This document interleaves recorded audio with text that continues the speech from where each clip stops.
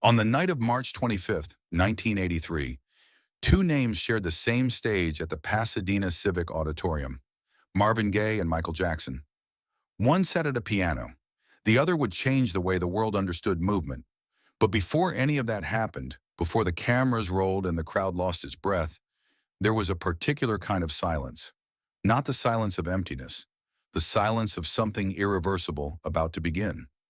Marvin Gaye had been in the building for hours before the cameras rolled.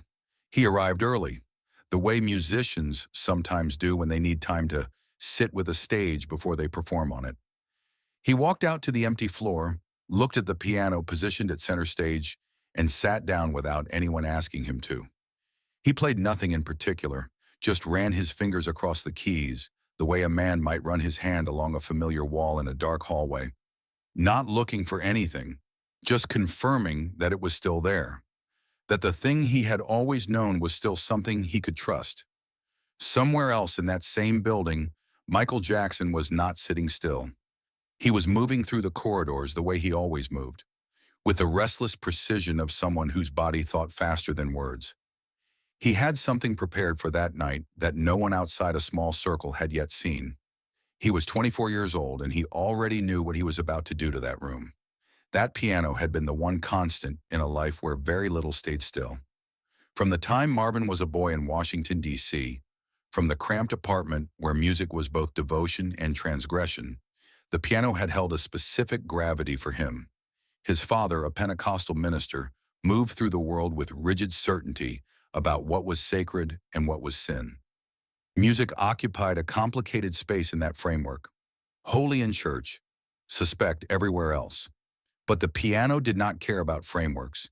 It responded to touch. It was precise. And Marvin, from early on, discovered that precision was its own form of faith. By the time Motown 25 was being assembled, Marvin had spent more than 2 decades building a relationship with recorded sound that was almost architectural. He understood music not just as melody or rhythm, but as space. The space between notes, the space between voices, the space a lyric could open inside a listener if you placed it carefully enough. His vocal arrangements on What's Going On had been built like rooms, each instrument and voice given its own air to breathe. And at the center of all of it, year after year, was the piano. Not always audible, but always present. The spine of the thing. The night of Motown 25 was officially a celebration. 25 years of a record label that had taken the sounds of Black Detroit and pressed them into vinyl, sending them out into a world still deciding whether it wanted to hear them. Berry Gordy had built a hit machine that was also, in its best moments, a mirror held up to an entire culture. The music meant more than music. It was evidence of something. Marvin had been part of that evidence. He had also spent years trying to push past it, to make music that was not just evidence of cultural resilience, but an investigation of the interior. What's Going On had not been a Motown record in the conventional sense. It had been an argument, a long, orchestrated argument for paying attention. And Motown had released it anyway, and the world had listened. Now it was 1983. Sexual Healing had just won him 2 Grammys. His name was back in rotation. The industry had short memory for absence and long memory for failure, and Marvin had experienced both. But tonight was not about any of that. Tonight was about the music. Just the music. He took a seat at the piano as the program moved through its segments. The auditorium held a specific electricity that evening, the kind generated not by any single performer, but by accumulation, by the stacking of shared memory. When the 4 tops appeared, the crowd's response was not merely applause, but recognition. When Diana Ross came out, the room shifted again. These were not just performers. They were architecture. People had built parts of themselves around these songs, and walking back into a room where that architecture was suddenly visible produced something close to vertigo. Marvin's set was a moment of stillness inside all of that. He sat at the piano alone. No band behind him, no elaborate staging, just the instrument and the voice. He played with the economy of someone who has spent enough time with a thing to know that abundance is not the same as depth. Every chord placed with intention.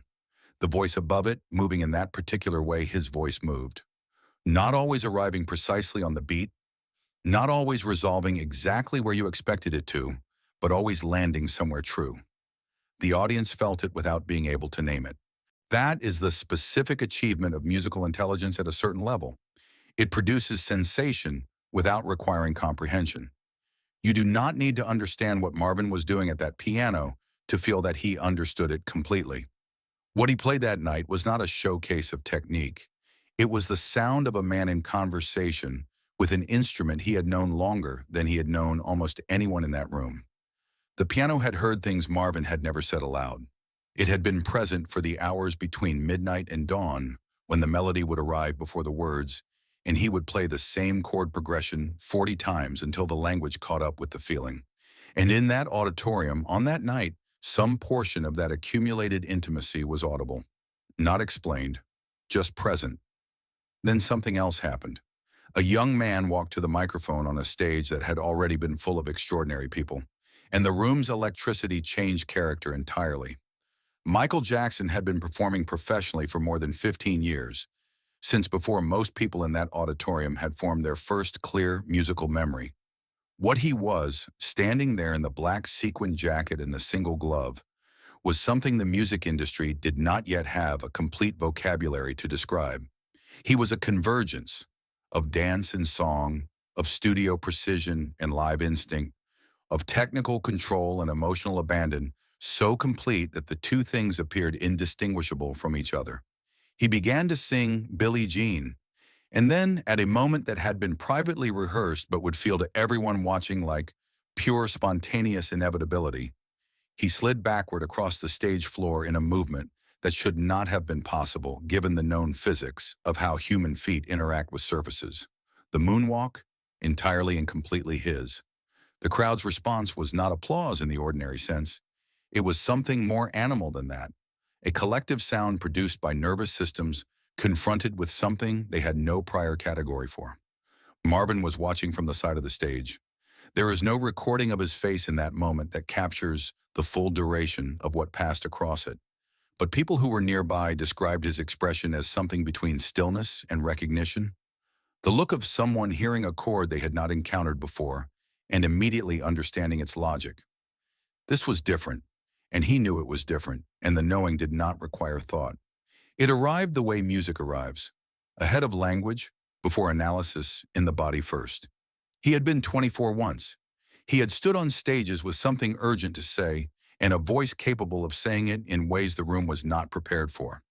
He knew what it felt like when a performance became something other than a performance, when the technique disappeared entirely, and what remained was pure transmission, the thing behind the song moving directly from one nervous system to another without friction. That was the work, the lifelong, incompletable work. What Michael was doing on that stage was the same work expressed through a completely different grammar. The voice was extraordinary. Marvin understood this as a musician understands it, which is to say he understood the control behind the abandon, the years of practice producing a performance that appeared effortless, because effortlessness at that level is itself a form of mastery. But the dance was something else. The dance was a language that Marvin did not speak with his body in the same way. And watching someone fluent in a language you have always admired but never owned produces a very specific quality of attention. Not envy, not something as small as that. Something closer to wonder. The recognition of an intelligence operating in a register adjacent to yours but not identical.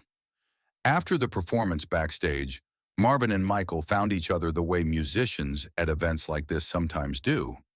Not by planned arrangement, but by the gravitational logic of people who speak the same language, looking for someone to speak it with. The room was crowded and loud, but there was a moment of quiet between them, the kind that happens when two people who understand something agree without saying so to acknowledge it. Michael had grown up listening to Marvin. This was not trivia, it was architecture. The way that what's going on had moved through him as a teenager, the way the vocal layering had opened a possibility in his own thinking about what a voice could do. These were foundational things. When you grow up with music that teaches you what music can be, you carry the teacher inside the student forever. The teacher becomes part of the grammar the student uses to surpass him. Marvin was in Michael's music whether Michael named him there or not, and Marvin, listening to what Michael had built, could hear the line, could trace the inheritance. Not as imitation, nothing Michael did was imitation, but as continuation. The same argument made in a different key, that the emotion was the technique, that the highest achievement in music was the moment when the listener could no longer distinguish the two. They talked about music that night the way people talk about music when they are both serious about it and temporarily freed from the industry that surrounds it. Not about charts or strategy or the machinery of success, about the thing itself, about what it felt like to find a melody that already existed somewhere and simply be the one to locate it. About the specific quality of a room when sound is doing what sound is capable of doing at its limit. Marvin said something about the piano, about how the instrument knew things before he did, how he would sometimes find a chord progression that told him what the song was going to be about before he had any words for it. Michael was quiet for a moment. Then he said that the same thing happened with movement, that sometimes his body found the phrase before his mind named it. There are conversations that do not resolve into conclusions. They simply illuminate something, briefly, and then the room fills back up and the moment passes. This was one of those. The night moved on. The cameras packed up. Motown 25 aired 2 months later, on May 16, 1983, and when America watched it in their living rooms, the Moonwalk became an overnight shorthand for something that had no shorthand before. But the piano was still there, the one Marvin had sat at before anyone arrived, running his hands across the keys in the empty room. Music, at its most essential, is a private conversation made temporarily public, a thing that exists first between a person and their instrument, when the only audience is the silence that the sound displaces. The real conversation always happens before the cameras arrive. What made that night in March 1983 specific and irreducible was not the spectacle, though the spectacle was real and significant. It was the convergence of two musicians who understood, each in his own way, what it cost to make music that was honest. Who knew that the distance between technique and truth was the only distance that mattered? Who had each in different rooms at different times, sat alone with an instrument and a silence, and worked until the silence gave way. The stage holds them both for a moment, suspended in the particular light of that evening. Marvin at the piano, Michael on the floor, two voices in two different languages speaking the same sentence. What the sentence says does not translate easily into words. That is, of course, precisely the point.